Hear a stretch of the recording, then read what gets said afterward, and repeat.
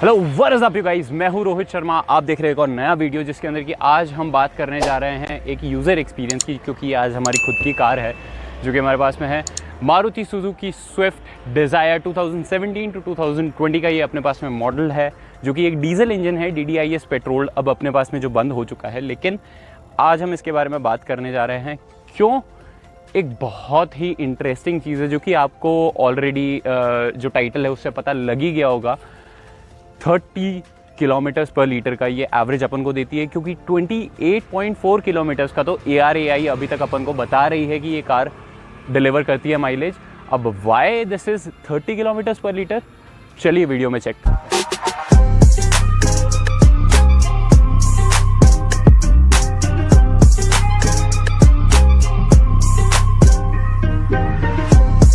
74 bhp का DDIS engine, जो कि अपने को 1.5 लीटर्स का डीजल इंजन देखने को मिलता है। इसके अंदर 190 न्यूटन मीटर्स का अपन को इसके अंदर टॉर्क देखने को मिलता है एट 2000 RPM। तो एक अगर मैं पावर के हिसाब से बात करूँ, एक पिकअप के हिसाब से बात करूँ, तो एज अ सेडान मारुति की ये पावरफुल सेडान मेरे को लगती है थोड़ी बहुत। जैसे जब आप 2000 RPM तक इसको स्ट्रेच कर देते हैं तब इसकी रियल पावर डिलीवरी होती है, because at that point of time the turbo kicks in you. तो चलिए अब मैं एक बारी आपको ऑल ओवर इसका टूर दे देता हूँ और अपन देखते हैं कि अपन को इस कार के अंदर क्या क्या देखने को मिलता है। ऑल्दो बहुत पुरानी कार है, this is the VDI variant of it, जो कि एक मिडल अपन को वेरिएंट देखने को मिलता है। अगर अपन हेडलाइट से ही बात करें तो अपने पास में इसके अंदर नॉर्मल बल्ब्स देखने को मिलते हैं, LED लाइट्स वगैरह इसके अंदर नहीं है। There are no DRL running as well. यहाँ पे भी अपन को एक बल्ब इंडिकेटर देखने को मिलता है। Here are the fog lamps, और ये थोड़े से आफ्टर मार्केट इसके अंदर कार के अंदर हमने लगा रखे हैं, और ये ऑलरेडी अपन को कंपनी से मिला हुआ ही आता है। बाकी फ्रंट के अंदर इतना कोई ज़्यादा कुछ खास ऐसा है नहीं, ऑल्दो काफ़ी एक रिफ्रेश्ड लुक है जो अपने पास में 2016 के अंदर स्विफ्ट डिज़ायर मिला करती थी, उससे तो मतलब काफ़ी ज़्यादा इम्प्रूव किया है। But I like that Swift more. अपन को यहाँ पे साइड व्यू मिरर्स के ऊपर इंडिकेटर्स देखने को मिलते हैं। क्रोम फिनिश्ड अपने पास में डोर हैंडल्स इसके अंदर आते हैं, जो इसका BDI मॉडल है। और साथ ही में अपन को ये एडिशनली साइड स्कर्ट्स वगैरह जो हैं ये अपन लगा सकते हैं। 14 इंच के अंदर 14 इंच के अपन को इसके अंदर टायर देखने को मिलते हैं, which are not the alloys, these are the steel rim tyre. 165/80 14 का इसके अंदर अपन को एक R14 टायर देखने को मिलता है, जो कि अपने पास में नॉर्मल स्टील टायर है। पीछे से भी अपने पास में इसका लुक थोड़ा सा रीडिफाइंड कर दिया गया है। पुरानी वाली जो स्विफ्ट आती थी उसके अंदर यहाँ पे अपन को ये पूरा फोल्डेड यूँ मिलता था, जो कि अब इस केस के अंदर नहीं है। बैक अपने को इसके अंदर कैमरा देखने को मिलता है, which is the after market, जो कि हमने इसके अंदर लगवाया हुआ है। रियर पार्किंग सेंसर्स अपन को इसके अंदर देखने को मिलते हैं। This is also the additional after market effect, जो कि अपन को इस मतलब एक्सेसरी है जो कि हमने इसके अंदर लगवाई हुई है इस कार के अंदर। The car actually looks really good, very stylish in fact. यहाँ पे अपन को हाई माउंट स्टॉप लैम्प देखने को मिलता है। There is no shark fin antenna, एक नॉर्मल एंटीना अपन को इसके अंदर देखने को मिलता है। आफ्टर मार्केट में भी हमको ये इसका कैमरा लगवाना पड़ा, क्योंकि ये जो हमारे महाशय हैं इन्होंने खंबे के अंदर ठोक दी थी टेलीफोन बूथ में, तो ये यहाँ से पूरा अपना डेंट आ गया था। इस वजह से हमको रियर व्यू कैमरा लगवाना पड़ा इसके अंदर। और बाकी अगर अपन इसके बूट की भी बात करें तो boot also looks quite spacious, not that much space is available जितना अपने को दूसरी सेडान्स में देखने को मिलता है। बट हाँ, अगर अपन एक प्राइस रेंज की बात करें, इस प्राइस रेंज में अपने पास में ये बूट मेरे को काफ़ी ज़्यादा सही लगता है। यहाँ पे अपने पास में एक लाइट भी देखने को मिल जाती है। इधर थोड़ा बहुत अपने पास में बाहर की तरफ not the best finishing according to me, but yes definitely जो इसका बूट है वो मेरे को काफ़ी ज़्यादा बढ़िया लगा है। थोड़ी बहुत स्पेसेस अपने पास में साइड में भी, जैसे यहाँ पे एडिशनल स्पेस है जिसके अंदर कि अपन थोड़ा बहुत सामान रख सकते हैं, यहाँ पे भी अपन को मिल ही रही है। थोड़ा बहुत अंधेरा हो चुका है इसलिए आपको दिखाई नहीं दे रहा होगा, but yes the space is there, the space is actually good in this Dzire. अब एक बार अपन पीछे वाली सीट्स पे भी चल के देख लेते हैं कि अपन को कैसा सीट कम्फर्ट वगैरह है। हाँ, इसके अंदर थोड़ी बहुत आवाज़ निकलती रहती है, बट एनीवेज वो that is a problem for the greasing part. पीछे की जो सीट्स है वो काफ़ी ज़्यादा कंफर्टेबल मेरे को लगती है। दिस कार, ये जो कार है हमारे पास में अभी हमने फरवरी 2 साल पहले ली थी, और अभी तक मेरे को इसकी परफॉर्मेंस से मेरे को एज सच कोई इशू नहीं आया है। दिस इज मारुति ऑब्वियसली, तो थोड़े बहुत सेफ्टी कंसर्न्स हैं इस कार के अंदर, but overall this car actually looks very good. पीछे की तरफ मेरे पास में कंफर्ट काफ़ी ज़्यादा है, अंडर था सपोर्ट थोड़ा सा कम है, बट स्पेस इसकी ज़्यादा है। ऑल्दो ये सीट जो है ये पीछे की तरफ खिसकी हुई है थोड़ी सी, तो उस कारण से यहाँ पे आपको स्पेस नहीं दिखाई देगा। बट एट दिस, ये देखो पैर इतने आगे तक आराम से मैं स्ट्रेच करके पीछे अपना सर रख के बैठ सकता हूँ। और यहाँ पे अपने को सेंटर में हेडरेस्ट नहीं देखने को मिलता है। दोनों जो हेडरेस्ट्स हैं वो अपने पास में एडजस्टेबल हैं, और यहाँ सेंटर में भी अपन को एक आर्म रेस्ट देखने को मिलता है अलॉन्ग विद 2 कप होल्डर्स। और यहाँ पे भी इसका मतलब ये कंफर्टेबल, ये काफ़ी ज़्यादा कंफर्टेबल है। यहाँ पे अगर अपन ये खोल के रखें तो ऑब्वियसली 3 लोग नहीं बैठ पाएंगे, बट अगर मैं 3 लोगों की बात करूँ तो हाँ, हम इस कार के अंदर आराम से पीछे 3 छोटे छोटे लोग आराम से बिठा सकते हैं, कोई इश्यूज़ की बात नहीं है। सो अगर मैं पर्सनली बात करूँ इस कार के बारे में, तो अभी तक ये हमारे पास में अराउंड 2 ईयर्स के लिए है। 74.8 के किलोमीटर्स, यानी कि 74,000 किलोमीटर्स अभी तक हमने इस कार को चला लिया है। 2 साल तक चली है। और अगर मैं इसके एवरेज की बात करूं, जो कि सबसे ज़्यादा बढ़िया मेरे को लगती है, तो ये अभी तक एवरेज हमको दे रही है 30 किलोमीटर्स पर लीटर का। हाँ, ये डीजल कार है और उसके बाद में हमारे को एवरेज दे रही है 30 किलोमीटर्स पर लीटर का, जो कि ARAI के अकॉर्डिंग अभी तक 28.4 ही है।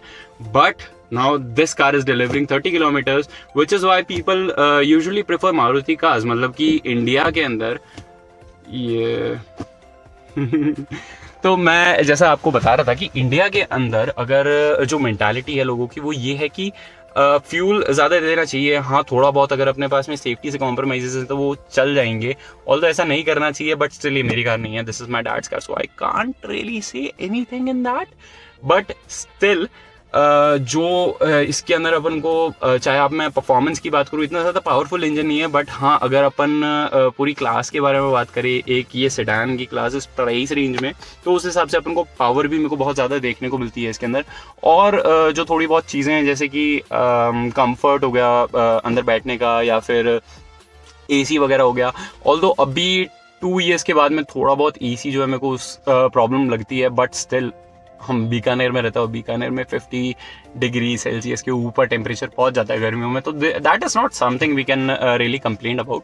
But yes, this car actually delivers us a very nice performance, which is why I actually like this car. This is the 3rd car in the family. We have already bought 2 Maruti.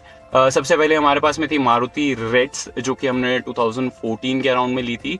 After that हमने Swift ली, जो कि about 2016 something उस year में ली थी। और अब ये car है जो कि हमने 2 साल पहले यानी कि 2019 में इस कार को हमने परचेज किया, which is I think dad has made the best choice in taking this car at that point of time. क्योंकि पापा के हिसाब से, पापा की ड्राइविंग के हिसाब से जैसे उनको माइलेज चाहिए होता है, ही travels for about 500 to 600 kilometres in one go, मतलब कि 500-600 किलोमीटर एक बारी में कार चल जाती है। और उस हिसाब से अगर ये 30 किलोमीटर्स पर लीटर का एवरेज दे रही है, आई डोंट थिंक कोई और कार डिलीवर कर रही है इस पॉइंट ऑफ टाइम पे इतना माइलेज।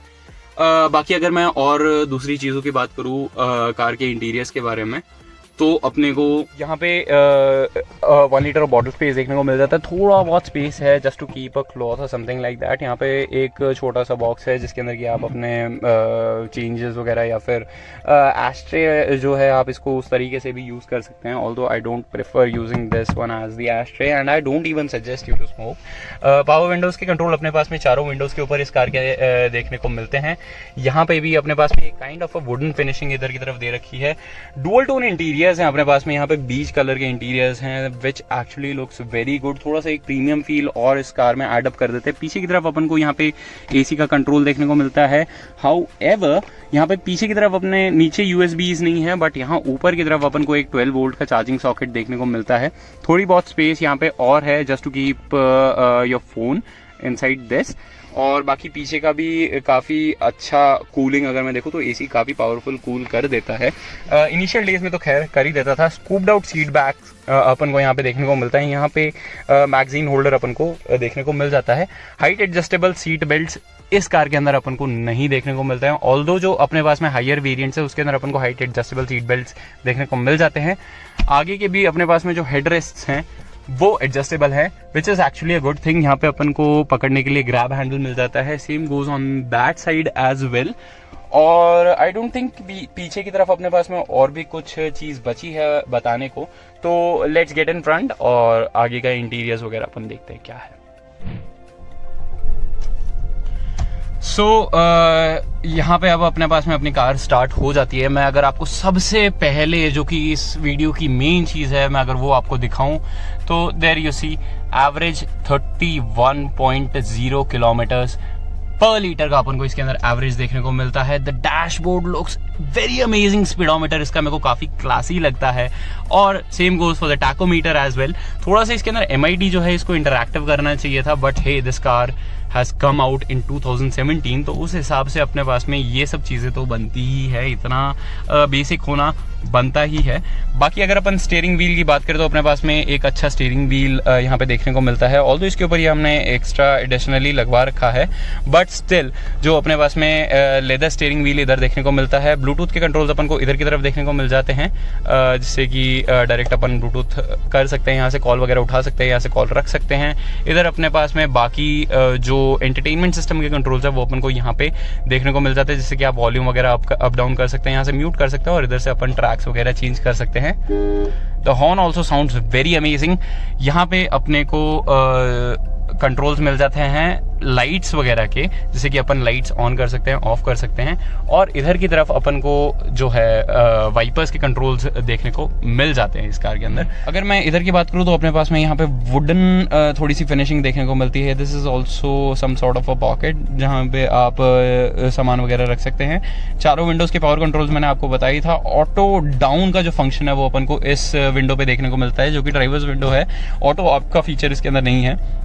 लॉक अनलॉक का यहाँ पे अपन को फीचर देखने को मिल जाता है, विंडोज लॉक यहाँ से हो जाते हैं, और जो ORVM मिरर्स हैं वो अपन यहीं अंदर से ही एडजस्ट कर सकते हैं। हालांकि पावर ORVM मिरर्स नहीं है, यानी कि कार ऑन होते ही ये खुलेंगे नहीं, आपको मैनुअली करना पड़ेगा, बट स्टिल अपने प्राइस रेंज के हिसाब से और अपने वेरिएंट के हिसाब से ये मेरे को काफ़ी ज़्यादा एक कह सकते हैं कि काफ़ी फीचर्स ऑफर करती है, which is actually a very good thing. यहाँ से अपन फॉग लाइट्स वगैरह चला सकते हैं और इधर से अपन लाइट्स का जो एंगल है वो चेंज कर सकते हैं। बाकी यहाँ थोड़ी बहुत लाइटिंग कम हो चुकी है, as you can see it is 7:15 PM, तो हमको फ्लैश वगैरह का जुगाड़ करना पड़ रहा है। बाकी नो इश्यूज अबाउट दैट। यहाँ पे अपने को पार्किंग लाइट्स जो हैं इधर से ऑन हो जाती है, जो हैजर्ड लाइट्स हैं। बाकी AC अपन को 4 ACs इधर देखने को मिलते ही हैं। साथ में इसका इंटीरियर मेरे को यहाँ पे वुडन फिनिशिंग इधर देखने को मिलती है, इधर बीच कलर का interiors. This is actually hard plastic, यहाँ पे भी हार्ड प्लास्टिक है, ये भी हार्ड प्लास्टिक है। काफ़ी ज़्यादा इस कार के अंदर हार्ड प्लास्टिक्स यूज़ हुए हैं। हालांकि ये जो है ये सॉफ्ट टच इंटीरियर है, जो कि काफ़ी अच्छा है, बट हार्ड प्लास्टिक्स का यूज़ बहुत ज़्यादा हुआ है इस कार के अंदर। जो अपने पास में एंटरटेनमेंट सिस्टम है, नॉर्मल कोई LCD स्क्रीन वगैरह अपन को यहाँ पे देखने को नहीं मिलती है। It is just a normal setup, AM FM Bluetooth और USB अपन इसके अंदर कनेक्ट कर सकते हैं। USB अपने पास में यहाँ नीचे की तरफ जो है इधर कनेक्ट होती है और यहाँ पे आप ऑक्सिलरी वायर कनेक्ट कर सकते हैं। यहाँ पे एक 12 वोल्ट का चार्जिंग सॉकेट है, जो कि आप इधर कनेक्ट कर सकते हैं आपका फ़ोन। बाकी एक अगर यूजेबिलिटी के हिसाब से देखो तो मेरे को ये बहुत ज़्यादा इशू लगता है कि अब आजकल 12 वोल्ट का चार्जिंग सॉकेट कोई इतना ज़्यादा यूज़ करता नहीं है। People travel with their own USBs, तो USB लगाने का यहाँ पे एक देना चाहिए था ऑप्शन। बाकी थोड़ी बहुत पॉकेट्स हैं, यहाँ पे आप अपना फ़ोन वगैरह रख सकते हैं, इधर भी फ़ोन डाल सकते हैं। As such, nothing much more to tell you about this car. You already know Swift. बाकी इंटीरियर्स वगैरह मेरे को इसके काफ़ी अच्छे लगते हैं। यहाँ पे भी अपन को जैसे वुडन फिनिशिंग देखने को मिलती है। द गियर ट्रांसमिशन जो कि अपन को इसके अंदर 5 स्पीड मैनुअल अपन को इसके अंदर देखने को मिलता है। हैंड ब्रेक लीवर अपने पास में यहाँ पे है, थोड़ी बहुत स्पेस है जहाँ इधर अपन सामान वगैरह रख सकते हैं। अगर मैं आपसे इसकी ग्लव बॉक्स की बात करूँ तो glove box is actually smaller in size. ज़्यादा मतलब आप सिर्फ अपना गाड़ी का सामान वगैरह ही रख सकते हैं, इससे ज़्यादा और कुछ नहीं होगा। इसके अंदर रिवर्स पार्किंग कैमरा है, तो यहाँ पे अपने पास में जैसे रिवर्स पार्किंग अगर मैं ऑन करूँ जस्ट इन केस, आपको एक बार दिखा देता हूँ, तो इधर की तरफ अपने पास में जो इसका बैक है वो दिखा देता है, बट ऑल्दो इसके अंदर गाइडलाइंस वगैरह नहीं है, because it is an additional accessory जो कि हमने लगवाई है इसके अंदर। इट इज़ नॉट समथिंग जो कि हमको मारुति से देखने को मिली ही थी, तो इसीलिए इसके अंदर गाइडलाइंस वगैरह का तो एक्सपेक्टेशन बहुत ही ज़्यादा बुरा रहेगा। बट स्टिल अगर मैं अकॉर्डिंगली बात करूँ तो this car actually feels very good. How is it to drive? Let's check it out right now. तो अगर मैं बात करूँ आपसे इस कार के इंजन के बारे में, सबसे पहले तो ये अपने पास में 1.2 लीटर का DDIS टर्बोचार्ज्ड इंजन अपन को देखने को मिलता है। डीजल इंजन है DDIS, जिसके अंदर की, एक सेकंड में पहले सीट बेल्ट लगा ही लूँ, नहीं तो ये यूं टी करता रहेगा और आप फिर कमेंट में बोलेंगे कि सर आवाज आ रही है बहुत तेज। अब क्या करें, आ रही है पुरानी वीडियोस में। बट एनीवेज DDIS का इंजन अपन को इसके अंदर देखने को मिलता है। 74 bhp का ये इंजन है, जो कि 190 न्यूटन मीटर्स का टॉर्क अपन को प्रोवाइड करवाता है एट 2000 RPM। जो bhp है वो अपने पास में it comes around 4000 RPM, which is actually very good. अगर मैं माइलेज वगैरह की बात करूँ, 28 किलोमीटर पर लीटर का अपन को कंपनी क्लेम करके देती है, बट जिस हिसाब से हमारी ड्राइविंग है it actually gives us 31 kilometre per litre, which is actually a batch जो कि मैं आराम से लगा के घूम सकता हूँ। और पापा is actually very proud of it because खूब ज्यादा माइलेज ये पापा को प्रोवाइड करवा रही है। और एक इंडियन मिडिल क्लास आदमी के लिए इससे ज्यादा बढ़िया बात और क्या होगी अगर उसकी कार 31 किलोमीटर पर लीटर का एवरेज प्रोवाइड करवाती है तो। और स्टीयरिंग वगैरह के हिसाब से this car is actually very good. 2000 RPM के ऊपर चढ़ते ही इसका जो टर्बो लैग है वो अपन को देखने को मिलता है, and this actually delivers quite a very nice power figure as well. Pickups वगैरह के हिसाब से अगर मैं देखूँ तो इन सिटी मेरे को कोई प्रॉब्लम नहीं होती है, मैं आराम से लोगों को ओवरटेक कर सकता हूँ सेफली विदाउट एनी इश्यूज। और साथ ही साथ में इसका जो ट्रांसमिशन है मेरे को बहुत स्मूथ लगता है। 5 speed manual transmission is actually a very nice gear box जो कि अपन को इसके अंदर देखने को मिलता है। शिफ्ट्स जो है इसके वो बहुत ही ज़्यादा स्मूथ है, which actually makes me want to drive this car even more. Fun to drive है, सेम वही स्विफ्ट के जैसे अपन को जो मज़ा अपन को स्विफ्ट में आता है वही सेम मज़ा मेरे को इस कार को चलाने में आता है। कोई इश्यूज़ नहीं है। लॉन्ग ड्राइव के हिसाब से भी मैं अगर देखूँ तो काफ़ी ज़्यादा कंफर्टेबल कार है। और इसी हिसाब से मारुति का मार्केट बैठा हुआ है इंडियन मार्केट में। अबाउट 51% का अभी मारुति का मार्केट चल रहा है, जिसके अंदर की मतलब लोग काफ़ी ज़्यादा प्रेफर कर रहे हैं सेडान्स और इनकी हैचबैक। अभी इस पॉइंट ऑफ टाइम पे स्विफ्ट और Swift Dzire is one of you know the most asked car in the market as of now. बाकी इसके हिसाब से मेजरली जो अपने पास में मारुति की कार चल रही हैं वो बेसिकली माइलेज के हिसाब से ये काफ़ी ज़्यादा माइलेज भी प्रोवाइड करवा रही है, और कॉस्टिंग वाइज भी अपने पास में कार काफ़ी ज़्यादा अच्छी पड़ती है। This car actually cost around 7.30 lakh और सो, इतनी की इसकी प्राइसिंग पड़ी थी ऑन रोड। बाकी the pricing obviously depends upon आपके सिटी के ऊपर कि आपकी सिटी में उसका क्या ऑन रोड प्राइसिंग पड़ रहा है, तो make sure you check out with the dealers as well. और बाकी एज सच मेरे को ये कार बहुत ही ज़्यादा स्मूथ लगी है अभी तक, और कोई इश्यूज़ मेरे को इस कार से अभी तक कोई भी इश्यूज़ नहीं आया है इस कार से। तो करते अगर मैं आपसे इसकी सर्विसिंग की बात करूँ तो मैं आज पापा से जस्ट पूछ ही रहा था कि पापा इसकी अपनी सर्विसिंग वगैरह कितनी लग जाती है अराउंड। तो क्योंकि पापा मेजरली इस व्हीकल को चलाते हैं, पापा दूर दूर तक लेके जाते हैं अबाउट 600-700 किलोमीटर्स घर से, और मैक्सिमम टाइम घर पे तो रहती नहीं है तो ये चलाने में आती भी नहीं है। बट हाँ, अगर मैं आपसे इसकी सर्विसिंग की बात करूँ तो आप हैरान रह जाएंगे, क्योंकि MG वाले क्लेम करते हैं उनकी गाड़ी की सर्विसिंग 1 रुपीज़ पर किलोमीटर की लगती है, बट इसके अंदर 10,000 किलोमीटर्स की इसकी सर्विसिंग मेरे को अबाउट 3,000 रुपीज़ की पड़ जाती है, जिसके अंदर की मेरा ऑयल फिल्टर्स वगैरह चेंज हो जाते हैं, मोबिल ऑयल जो होता है वो चेंज हो जाता है, और नॉर्मल जो सर्विसिंग होती है वो अपनी इसके अंदर कंप्लीट हो जाती है with in 3,000 rupees for about 10,000 kilometres, which is actually very good. कितना सेविंग है यार मेरे लिए, मतलब बताओ अभी तक इस कार को 47,000 किलोमीटर्स हुए हैं इन जस्ट 2 ईयर्स, और 3,000 मतलब अबाउट 10,000 किलोमीटर्स के ऊपर इसकी 3,000 रुपीज़ की सर्विसिंग होती है, तो मेरे लिए तो बहुत ज़्यादा बढ़िया है। और मैं आपको एक बारी लाइव थोड़ा सा इसका एवरेज काउंट भी बता देता हूँ कि कितना अभी इसका एवरेज चल रहा है। ये तो खैर 50 किलोमीटर्स पर लीटर आपको दिखाएगा, बट स्टिल एक बारी मतलब जैसे ही आप इसका एक्सेलरेटर वगैरह सब छोड़ देते हैं तो ये आपको अबाउट 50 किलोमीटर्स पर लीटर का एवरेज दिखाता ही है, but it is not the case. जो रियल एवरेज है वो मैंने अभी आपको ऑलरेडी दिखा दिया है, 31 किलोमीटर पर लीटर का गाड़ी है, शक्तिमान है। देखो अगर मैं इसके रात के टाइम पे भी अगर मैं विजिबिलिटी की बात करूँ या एक ओवरऑल केबिन विजिबिलिटी की मैं बात करूँ तो काफ़ी ज़्यादा मेरे को इधर उधर मूव नहीं करना पड़ता है, मेरे को बस मेरी आईज टिल्ट करनी पड़ती है just to take a view of around की क्या चल रहा है, कैसा ट्रैफिक है, कोई इश्यूज वगैरह नहीं लगते हैं। पावर फिगर्स इसके मेरे को काफ़ी मतलब ओवरटेक करने के टाइम पे मेरे को काफ़ी ज़्यादा बढ़िया लगता है। 2000 RPM तक चढ़ा दी, मेरे को पता है कि इसका टॉर्क आउटपुट मेरे को देखने को मिल जाएगा, जो इसका टर्बो आउटपुट है वो देखने को मिल ही जाएगा। और ये भाई मतलब हाईवेज पे तो मैं क्या बताऊँ आपको, about 120 140 without any problem, without any issues ये आराम से चढ़ जाती है, विच इज एक्चुअली अमेजिंग। आगे भी मारुति की गाड़ी जा रही है, अर्टिगा। ये भाई है, ये MVP है, ये छोटा मतलब XL6 का छोटा भाई है। तो गाइज ये था वीडियो स्विफ्ट डिजायर पे मारुति सुजुकी। काफ़ी एक रिलायबल कार मेरे को लगती है। और अगर आप माइलेज स्पेसिफिक हैं कि आपको फ्यूल एफिशिएंसी सही चाहिए एक कार से, किसी भी कार से, चाहे आप जो भी इन्वेस्टमेंट करना चाह रहे हैं अपना व्हीकल पे, तो आई थिंक मारुति की कार्स के ऊपर अपना एवरेज बहुत ज़्यादा आता है। मतलब अकॉर्डिंगली बहुत सही एवरेज देती है अपन को कार्स। और जिस हिसाब से मतलब डिजायर अभी अपन को एवरेज दे रही है, I think this is one of the best sedans to gate.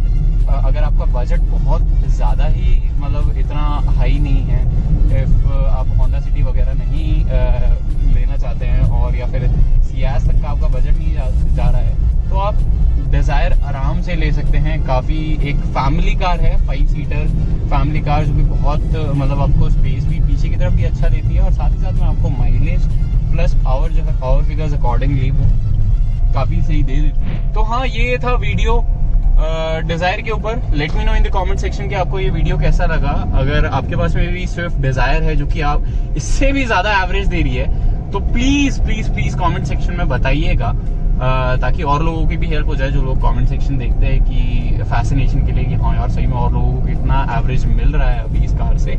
और बाकी वीडियो अगर अच्छा लगे तो लाइक जरूर कीजिएगा, और अगर आप नए हैं इस चैनल पे तो प्लीज प्लीज प्लीज, मांगता है बेडू, मांगता है, सब्सक्राइब करा यार, press the subscribe button now.